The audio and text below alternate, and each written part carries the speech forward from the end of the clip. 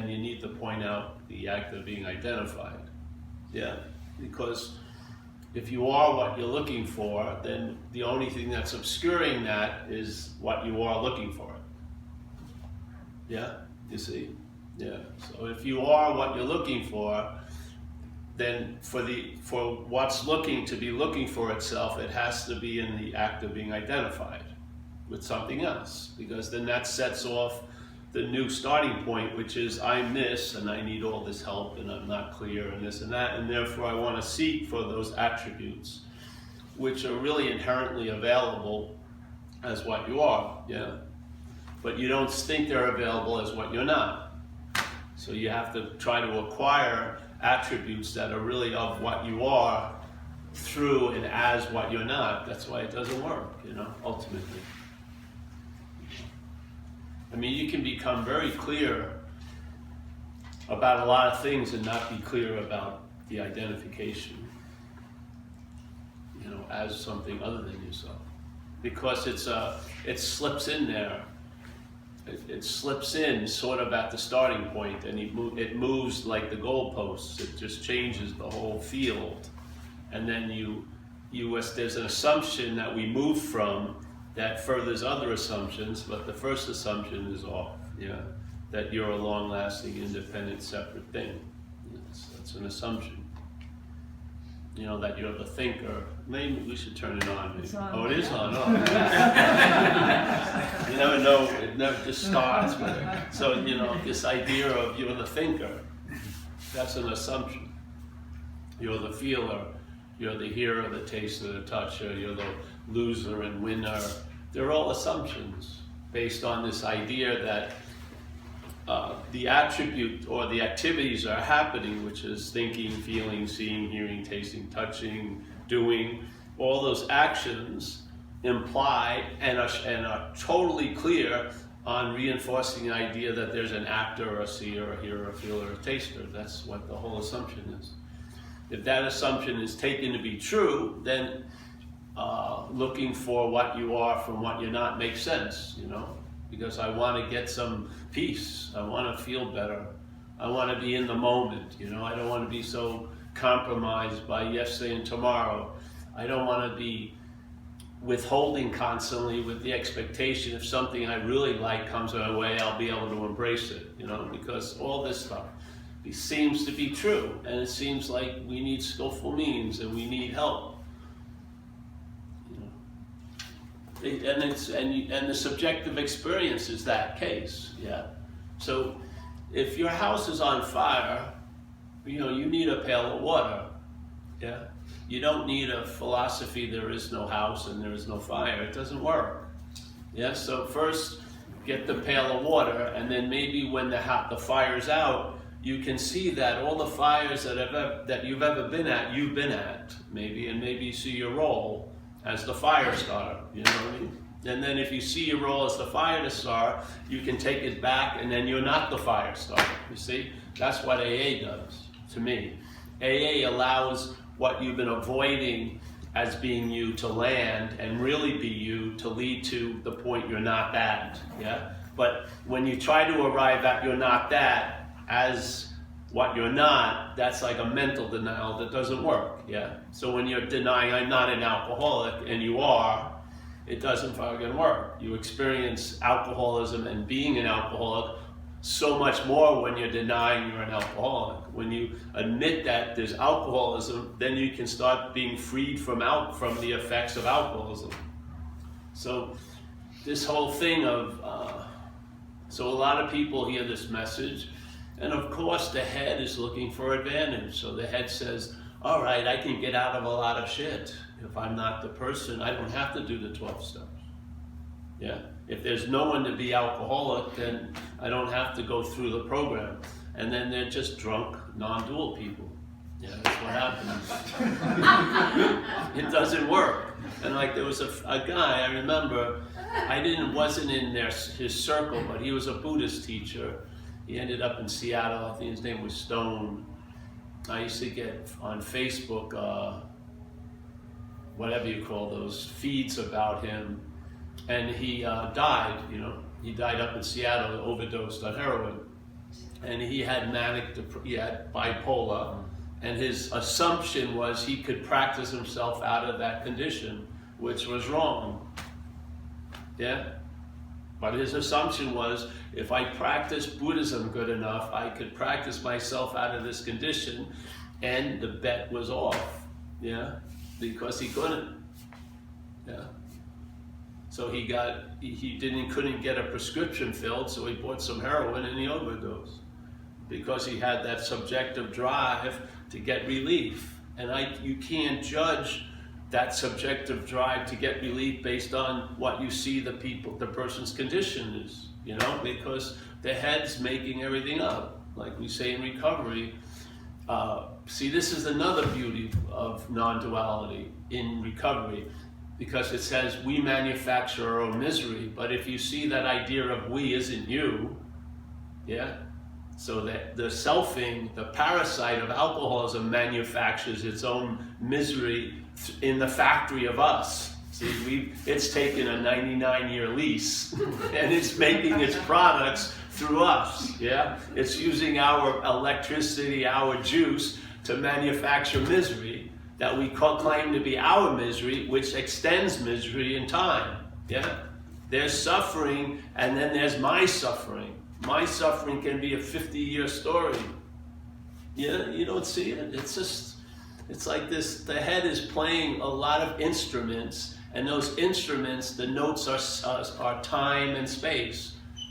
It's just playing it. So things, you have a big problem, a little problem, a this, they take different sizes and degrees, but it's the same product being manufactured. Yeah.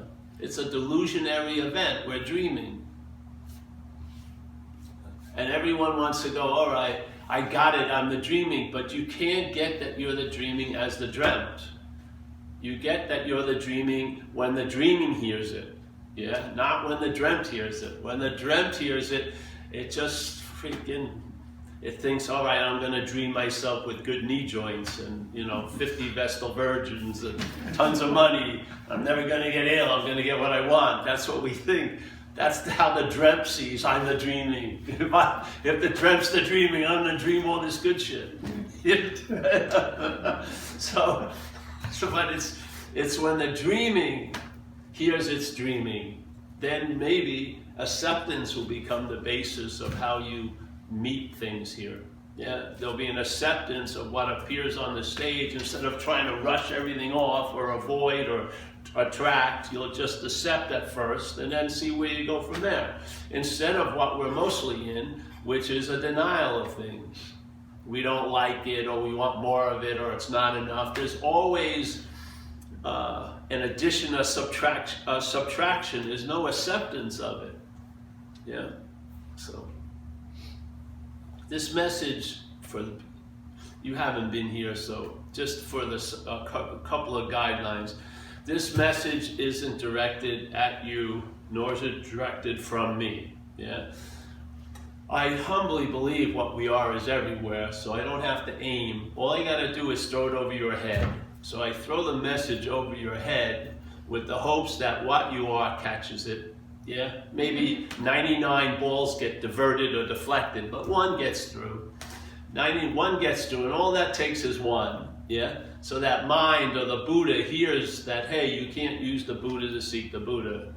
To the Buddha, that makes complete sense. Yeah, the Buddha goes, oh, I can't use myself to find myself. Basically, you've gotten the basic assumption corrected. Yeah. It's corrected. You may think it is or not, but it's corrected, yes? The Buddha has heard, yeah, that he can't use the Buddha to seek the Buddha. If you keep thinking you're the one that's hearing that message, you're just gonna fucking distort the hell out of it. You're just like a pretzel maker. You see, he's a certain nature. But, all right, so the message is thrown over all of our heads, and it comes from over my head.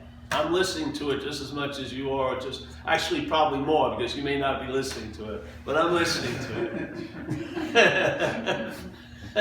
Because I've come to attention about this. This, whatever it is, has moved through this little horizontal story enough.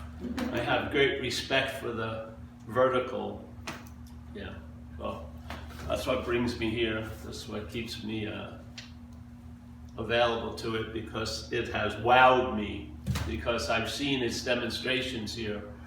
And man, its greatest demonstrations are in the ordinary, really. If you traveled lighter throughout the days, and let's say if you had 8,000 more days this life, seemingly in this little time belt, if you could travel lighter over all those days, meaning in a stabilized manner, in other words, the possibility of the heaviness is available, but you lean towards the lightness, yeah? So you're not listening to the narration of life, you're sort of still resting in the pulse of life. Like, you're here because you can't be anywhere else. It isn't like you've climbed a giant mountain of not here and arrived at the apex of here. You've always been here. You've never been not here. Yeah, so it's just an absolute. And these sort of corrections at the preliminary assumption really hold sway as everything keeps manifesting and going into seeming different conditions and different times, right? The correction has been made. The correction is before the train, not like at the 5th car or the 30th car. It's before the train, because it's all direction. The engine's pointing the wrong way. The horse is behind the cart, so to speak. It's a simple correction. Yeah, so now, instead of looking for what you are from what you're not, you see what you're not from what you are. It's just, that's direction. All it is just the emphasis. There's still the looking for what you are from what you're not, but now about 50.00001% of the attention and interest is on seeing what you're not, looking for what you are from what it's not. You just see it. It's just obvious, yeah.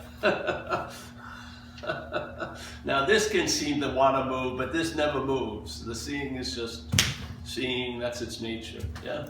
So, all right. So the message is thrown over our heads, because I've seen where it goes. If I talk to you about Buddha, it has to turn into Buddhism. It has to turn into a path. It does. Because you're already believing you're something other than the Buddha. So you don't waste any time trying to convince that that totally believes it's not the Buddha, that it's the Buddha. It's pointless. It doesn't go anywhere. You just talk to the Buddha about it. And then the Buddha goes, hey, I'm not that. And then what happens? I don't know, find out. Yeah, but I humbly believe if that imaginary problem is corrected, that's the beautiful thing. There was actually no need for a correction. But when that correction is made, it tells you there's no need to correction. But when its correction is made, then you start seeing blue is blue and red is red, pink is pink. Yes, things become obvious to you. Yeah, they just get established in a new way. And that new way demonstrates its veracity by demonstrating. It just feels on, and it's seamless in a way. So now you have, the correction was, you've seen the futility of looking for what you are from what you're not, basically. Yeah, and why that seems to be how the race is set up is through the act of being identified as a thing. We're taking ourselves to be a thing. And that thing is attributed importance to itself by the claiming of the seeing, the hearing, the feeling, the tasting, the touching, to imply the seer, the hearer, the feeler, the taster, the toucher. See, there aren't 5 different. There is the seer, the hearer. No, they're all attributed to this. So this now becomes the doer of all these events of seeing, hearing, feeling, tasting, touching. This is what's doing it, yeah? That's called the self-centeredness of the system. So the system is centered on the idea of being a body, and then the brain, which is interpreting information all day, interprets to the body. That's the assumption, that's the starting point, that's the end point. That's probably why people seem to have a chronic sense of disease, discomfort, and irritability, because the setting is off, yeah? The machinery works, but its setting is off. You want espresso, it's going to make a cold brew or something. The grinding of the beans is off. So yeah, the setting has to be corrected, and then it gets smooth. And in the smoothness, a lot's revealed. Yeah. And actually more is removed, really. Now, the importance of knowledge is dismissed. You get dumbed down quite a lot. And then the idea of what's help and what's being of service changes. And sometimes you leave people with their own devices and see where those devices take them, because it's a great convincing to see that you've been relying on a failed system like alcoholics and addicts do. They realize the GPS they've been following is a failed system. And because of the power we've given it, it has allowed that system to produce effects from what's not happening. Most people are scared shit about last week and next week, which blows my mind. Because last week and next week is nowhere to be found. It's all a mental landscape, yeah? So we're producing a feeling of contraction by thinking of yesterday and tomorrow. Now, I don't get produced, that contraction doesn't get produced here by you thinking of yesterday and tomorrow. It seems to have an idea of me being the thinker of yesterday and tomorrow to have an effect on this. Yeah, it's mind-boggling. I have total immunity to what's going on in your head as long as I see it as your head. That same activity, if held as mine, could have a huge amount of power over me. So let's not believe it's thoughts or feelings. They're not doing it. It's a sense of mind, yeah? Sense of mind, the sense of being the owner and the doer thereof.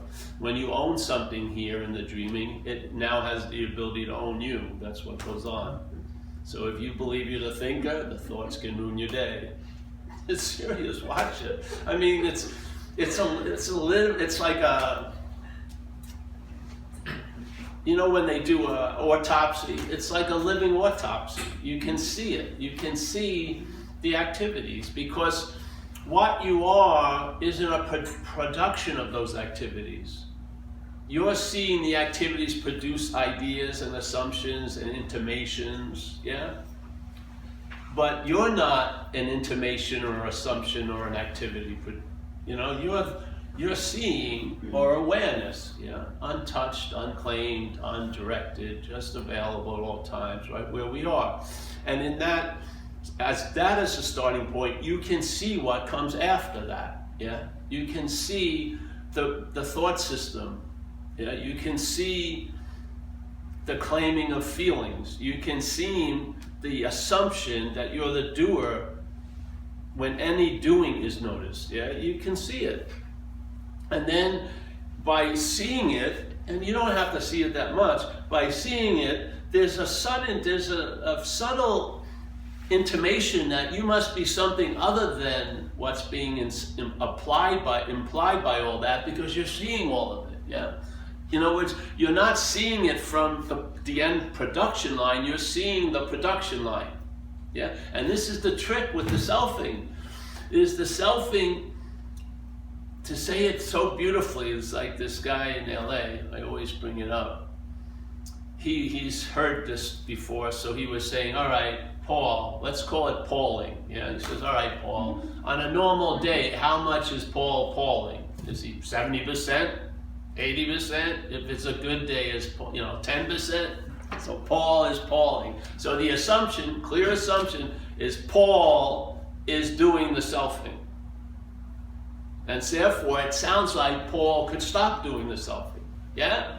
And what happens when Paul can't seem to stop the selfing? There's more blame on Paul, yeah? Because Paul is assumed to be the doer of the selfing, but it's the exact opposite. The selfing, the activities of the mental processes imply a self. The self is derived from the selfing. It's not the self doing the selfing, it's the selfing that's being used to imply the self. When it works, it gets implied to be before the selfing, and then it's your seeming and narrated experiences. The selfing is driving me crazy, or I'm selfing all day. Yeah, you don't see it? It's a perfect anatomy of the event. That which comes after, which is Paul, is implied to be before. Paul, the idea of Paul gets produced by the claiming of thinking, hearing, feeling, selfing, all this.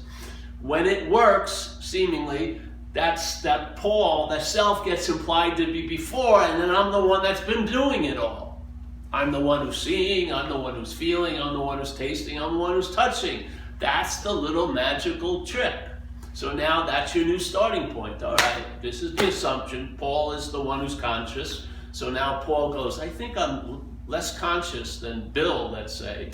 And therefore the drive to become more conscious gets motivated, yeah? So now Paul, that has assumed that he's conscious, has also assumed it can be less conscious based on what? Based on Paul doing or not doing shit, which Paul becomes the fucking center of everything. So it's based on Paul. See, if my being more conscious is based on Paul, and my basic condition of being less conscious is based on Paul. What is that but fucking playing God? Paul now becomes the God. Even concerning consciousness, where there isn't more or less. This aperture can open up more, so it looks like you're more conscious, but there's not more consciousness. You know what I mean? There's not, just because the camera, you open it up and it's letting more light in, doesn't mean there's more light. There's tons of light. But the light has to move through the camera, so if the aperture is shut down, it doesn't access the light to produce the picture. So you open the aperture opens, and then more light comes in and you see things clearer. But did the camera produce more light?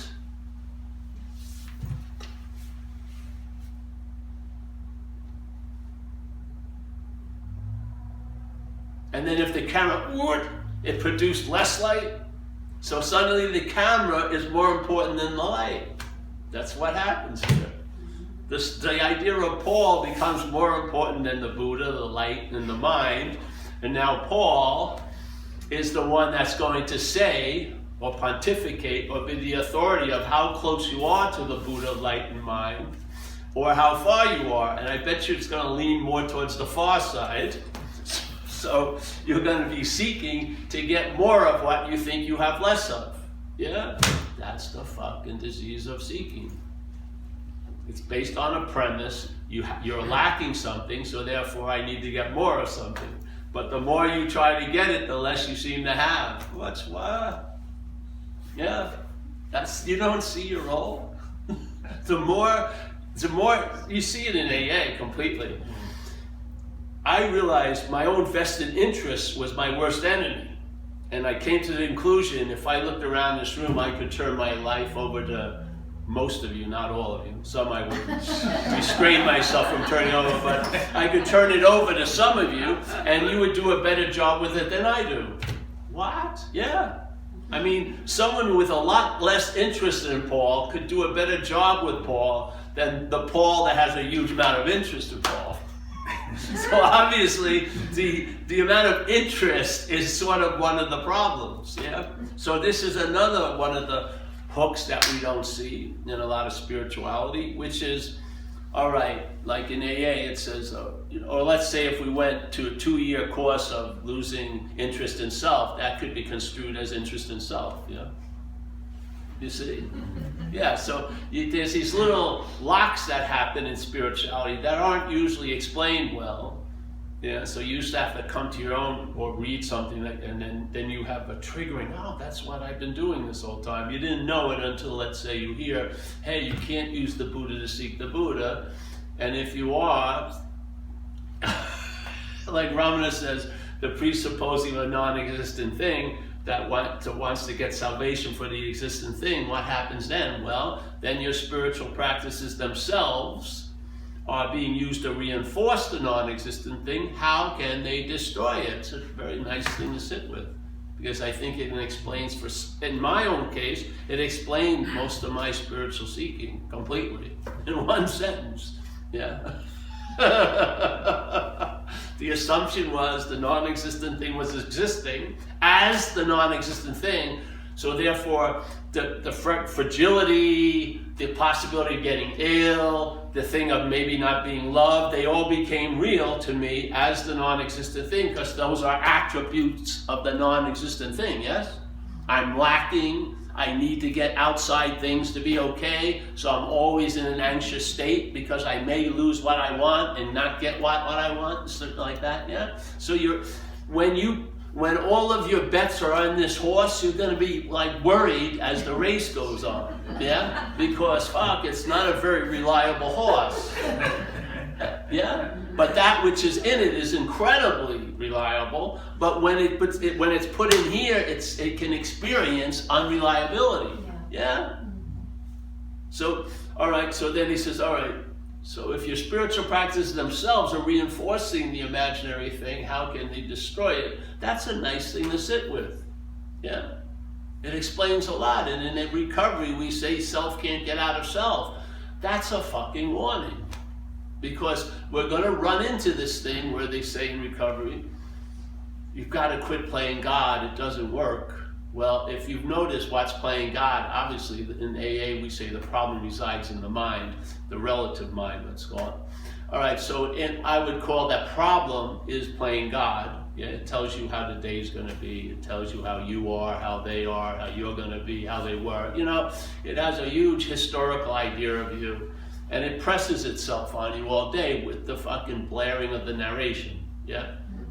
You don't hear just one golden oldie. There's tons of golden oldies playing all day. Yeah? Really, it's really a fucking tsunami of narration, isn't it? I mean, some days I don't need 70,000 thoughts. I can navigate through a Saturday pretty easy. I don't have much on my plate, yeah, but what are all the other ones going on? Past fucking days and future days, yeah. It's unbelievable, isn't it? So it says, all right, you got to quit playing God simply because it doesn't work. And that's what you've realized, like any life run on self-will can hardly be a success. All those statements are proclaiming that. Got to quit playing God, it doesn't work. But what I'm saying is that which is playing God is assumed or implied to be you. So when you read that statement that, you know, you got to quit playing God, what reads it or claims to be the reader of it is that which is playing God. Yeah, this is the dilemma. So that which is playing God decides, I got to quit playing God, which is but playing God. Yeah. How can that which playing God quit playing God? It would still be playing God, right? Ad infinitum. Tell me is it the 800th revolution of it that it finally breaks? No. It will always be caught in that little mental matrix. That which is playing God attempts to quit playing God, that would be playing God. Yeah, it can never succeed because of its own application. That's the dilemma. So what would happen if you saw you're not that which is playing God? Well, find out. You'll stop trying to quit playing God. You'll realize you were never that which was playing God or is playing God. Yeah? There's no need to quit it because quitting it actually redefines you as it again. You just see it as something other than you. Yeah? And that simple recognition goes a long, long way, because most of the time when you see any aspects of it, you call it you. So this is a quite novel idea. You see all the aspects that used to be used to, reaffirm it's you, and you see you're not that. That's what the whole basis of non-duality is like almost like a before time negation in observing what's happening in time. That's really what it is. The before time, the timelessness negates that which is produced in time. Not like negates it, it just total spaciousness. It can appear, but it's not falling for its assumptions or intimations. Yeah? Now the head will say it's falling for its assumptions, but you're not the head, yeah? So that which says, oh, you got captured by it again. No, you're not that. Oh, you've been liberated from it, you're not that. You're just, if your belief is that you're going to arrive there, when you arrive there, it's always been here and now. So there's no arriving, yeah? And it's not like after 800 miles of transcendence, I entered the space of emptiness. No, it's now. all that moving like a mental accordion doesn't change the fact that that which we are is always available at all times, right where we are right now. Yeah, with no requirement necessary. Now, beat that immediacy. You know, could you sit with that for a while? That which is truly reliable is reliable at all times, right where you are, with no requirement necessary. That would produce an effect here, I would say. Let me go on for a second and go. And the thing is, and then what happens? I don't know, you get weaned off of tons of crazy assumptions. One of the big ones I got weaned off very quickly was the idea that you need to get into the moment. That was just seen as completely absurd. and it has never changed. It just was like, Jesus, why am I trying to get into what I can't be out of? You know? So I mustn't be that which is trying to get into what I can't be out of. I must be that which can't be out of itself. Yeah, it's simple logic. It changes. The mental logic is insane if you see it from outside of it. If you're in it, it makes total sense. But if you don't buy the first assumption, it's really suspect the whole way around. It's a very small system based on self, so it's not that large. Yeah, it's like a one-trick pony. If you take the pony out of it, it's seen very clearly. Yeah. So that the idea of getting into the moment, though, it would have been good as a business plan. It would. You could sell a lot of books about getting into the moment. If the impossibility was possible that you could be out of the moment. But it's impossible. You're the moment. Without you, there'd be nothing that was being seen or heard or heard or felt or tasted or touched. You're it in a sense, yeah? Like the Course would say, you know, the Course doesn't say, you're in a dream, you're in someone else's dream. No, it says, you're the dreaming. What? You are. Now, that which doesn't want to recognize it's a dreaming, doesn't mind seeing that it's in something else's dream. I'm in God's dream, or you know what I mean? Or I'm in a dream. How did I get into this dream? Where's the exit door? But that's all fucking made up. You and I are the dreaming. What? As an activity. There's no dream. There's no place, dream, that you go in and out of. There's no dream that you transcend. There's no transcending dreaming. Because it's not true. Yeah? Dreaming is dreaming. Yeah? So, and there isn't a point where you as the dreamt can pull yourself out of the dreaming and observe the dreaming as the dreamt. You can only observe the dreamt, in a sense, is the best way to go from the dreaming, yeah? And then realize I'm not that. And then the hold of the dreaming loses its effects so much, yeah? Of course, there's still effects on this, which has to be the case, because there's been breath breathed into this dreaming. It has a little momentum, maybe 90 years, 70 years, hopefully more than today, so we're still alive for coffee. Yeah, but you know what I mean? The huff isn't that much of a puff, you know, it's like 80 years of yeah, but it's going to dissipate as if it never happened. Really. And you know, people here will forget you like that. You know, someone has a memorial a week later. Who?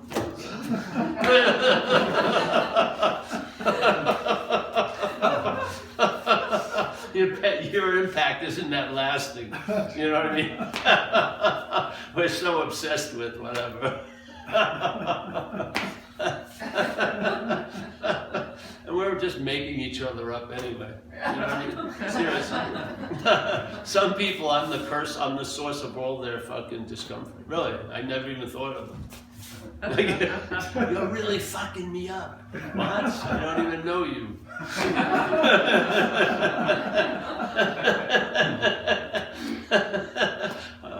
I didn't know I had that much power. Yes.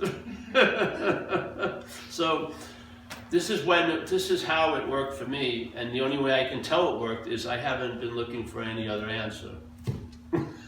So I would say the last answer pretty much proclaims its validity, because it erases any need for any other answer, and then you see the last answer is actually the first answer, and if you see it from there was no need for an answer. Yeah, all this is dreaming. Yes, like of course, recovery would say you manufacture your own misery, so you get to see your role here. Yeah. And then maybe down the road you can start looking at the quality of time, because I feel time is the biggest ingredient of the magic trick. Yeah, and because you see it even with, I believe the selfing is an activity that assumes it's a pointer. It's constantly pointing. It's like this. Let's say we're in a world where you're sitting in front of a conveyor and 2,000 bottles are going to go by. Can you imagine 70,000 bottles go by all day, and you're noticing them? And some you don't notice, but they're all going by. And each one of them has a little bit of a computer chip where when it goes here, and then there's a my bottle, yeah? So each bottle, the my is connected to the bottle, not you. But the my implies there's an owner of the bottle, yeah? So can you imagine if there was just a possibility there that could manifest into anything it wanted or not wanted, yeah? And suddenly there's a suggestion coming all day, my owner, I'm the owner of the bottle, I'm no bottle, there the bottle goes to this, oh, this must be, I must be this, yeah? And feeling, I feel the feelings in here, I must be the feeler, I must be the doer, I must be the thinker, I must be this, I must be that. So it's an activity, a constant reinforcement, so there's only pointing, there's no one to be pointed at. We make the leap into being the one that's pointed at. Yeah, that's the dreaming, yeah? We make the leap. In AA, we have a thing, false evidence appears real. Famous FEAR acronym. False evidence appearing real. Appearing real is even better. So how could false evidence be appearing real? It has to be appearing real to what's real. We're what's real, yeah. False evidence, like last week, let's say false evidence, I'm gonna have cancer next month. Yeah, it's false evidence. I don't have cancer, it's not next month. False evidence appears real to me as reality. Oh yeah, I'm fucking gonna have cancer, but you don't, but I'm going to, you see? So the head can produce an effect out of nothing. That's what it's doing. It's playing like all these like stringed instruments of time and space, and ding, and producing exquisite suffering. Yeah. Or when you're having a good day, it likes to clamp down on it. Well, they're gonna find out you're a fraud. You don't deserve it. She's gonna know quickly. So you rain on the parade before it even gets a block. Yeah, but the same head, if you're feeling a little weird, it says this is a lifelong depression. It's gonna, why would you want that? It's like, those when they have a song by the Beatles and someone makes can you imagine that? Life's presenting all these songs, but this fucking thing, just makes it a long drum solo that you hate or whatever, 15 minutes about you. It's just incredible. So you see, life's happening, or life's happening to me. Yeah. Those seem to be the options. So let's look at that me that life seems to be happening to. If you're not that, then immediately the default setting is life's happening. Isn't it beautiful? As soon as there's a clarity of I'm not the me that life's seemingly happening to, the default setting is life's happening. Yeah? Resentments arise from, weird ways of seeing things. That's all. It's not you. Fears, all these things are produced almost like magic tricks. If there's no claiming of it, they tend to disappear as quickly as they appeared. On and on and on and on and on. Yeah? Yet, with all the moving implies that which doesn't move. Like the screen in the movie theater allows all those different films to play, but it's not affected by any of them. You get a sense of you're that, more than all these moving cloud-like apparitions. Yeah. And how does it affect here? You travel lighter here. Yeah, you're in Saturday because you realize you can't be anywhere else. It's not like I really worked so hard all week to be in Saturday. I'm gonna milk it like a fucking golden cow. No, it's just as the same in was yesterday, and you know, it's just the same in. You may give different titles to it, but it's the same in. There's no Saturday in and Thursday in. There's just in. Yeah, and there's no out actually. So you get corrected with is you're not trying to get into what you can't be out of, and you're not trying to get out of what you can't be in. That's the correction. Things keep moving, but the basic, let's say, gear time ratio has changed, and so the machinery isn't as convincing as it used to be, because it's not the machinery that's convincing, it's you convincing yourself through machinery, yeah? The dreaming convincing itself that it's the dreamt. Yeah, so simple invitation. You can come and hear it, and that's why we put all those YouTubes out, just to reinforce. If you've noticed, it's pretty much the same thing, but with an incredible entertainment level. That's the thing. That's what's sorely missing of all the others. They're fucking boring, really. You know what I mean? They are. The ones I saw. You can only take so much loving gaze. Yeah. Really can. Try it on your boss. It's not going to work. They're going to get suspicious of your intentions at work. You know, no, it's only in these settings. In the monotone, you start going. You call it like a spiritual trance, but you're just napping. You know, you're not going into any deep peace. You're just falling asleep.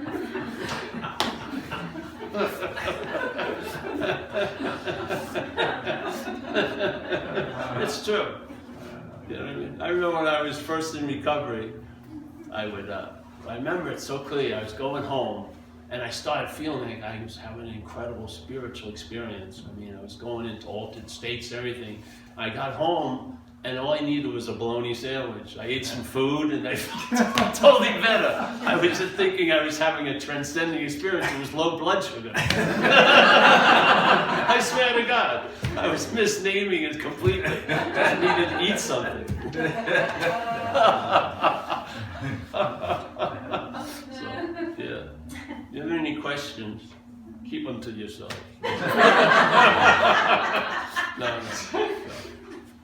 For people from Wisconsin, you have 2 questions. The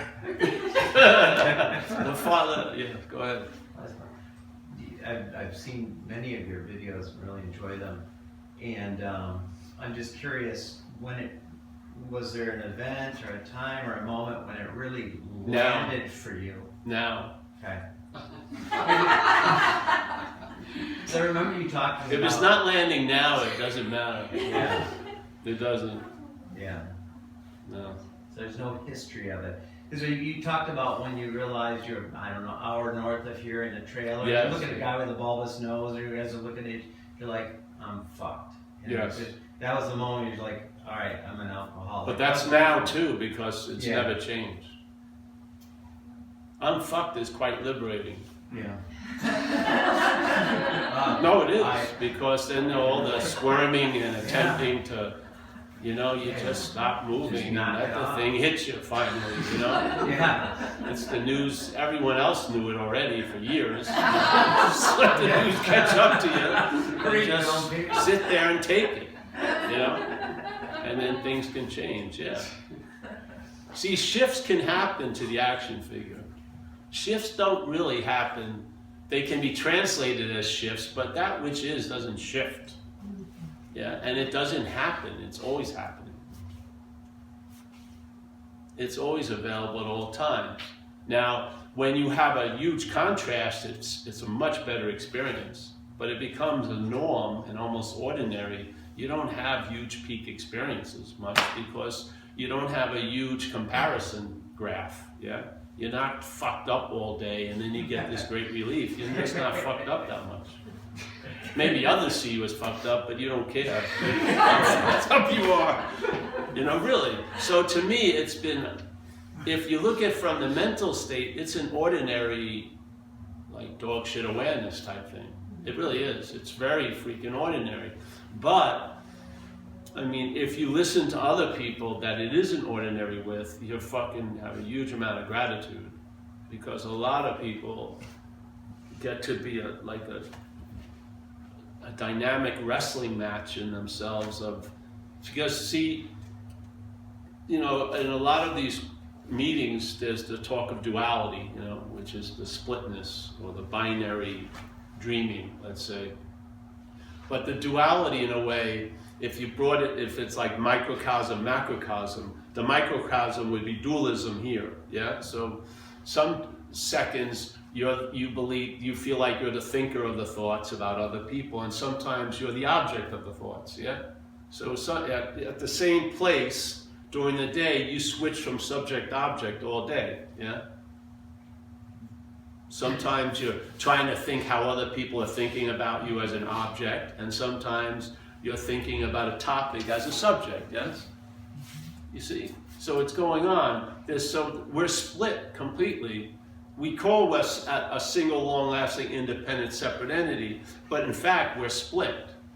We've got two forces of agitation going on, yeah? So the subject looks at itself as an object and finds great fault or things to critique about or whatever, or to let's pour over and get a forensic unit in there and then look at you as a fucking case, basically, yeah? And then the same time, the subjectness is doing it to other people and thinking it's the subject. So it's object-subject all day going on. And so try and see, this is what happens there was a statement by Ramana, I'm going to change some of it, but he says, the greatest mystery is reality attempting to attain reality, or being moved to attain reality. It's insane, yeah. So how could reality be moved to attain reality? It'd have to be convinced it's something else, obviously. And so, all right, so now it's convinced that it's this thing, and it's moving towards reality as this, yeah, and it wants to get to reality as this, but it starts realizing that, you know, this is the biggest obscuring factor of whatever me is to attain reality. So the logical arithmetic takes you to the point that for me to attain reality, this must be destroyed, yeah? I've got to get out of this to attain reality, but you're identified as this, yeah? So it gets to be this real weird thing going on, because, all right, I really want to attain reality, but I'm going to have to be destroyed, so I'm going to take my time, you know, seeking and searching for reality. I'm going to go the slow way because I want to be there to get it. And basically it's becoming clear I can't be there to get it, so wait a minute, you know, I like a little reality, some peak experiences, but I'm not into the complete deal, obviously, because you're thinking from here. What thing is going to go to its own demise to arrive at an imaginary idea? It's going to freaking drag its feet quite a lot, yeah? Isn't it? Really? So we're in that situation.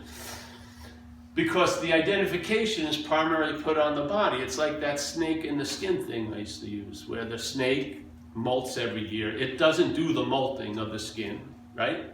Certain time of year, the skin just starts falling off. It's like preconceived, so to speak.